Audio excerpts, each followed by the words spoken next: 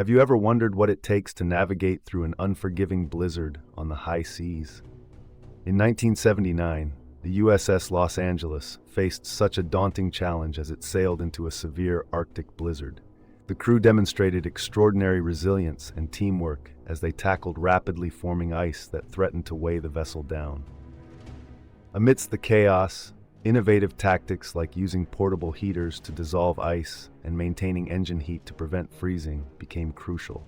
Despite overwhelming odds, the crew's bravery and ingenuity ensured the ship's safe passage, marking an unforgettable moment of triumph against nature's fury.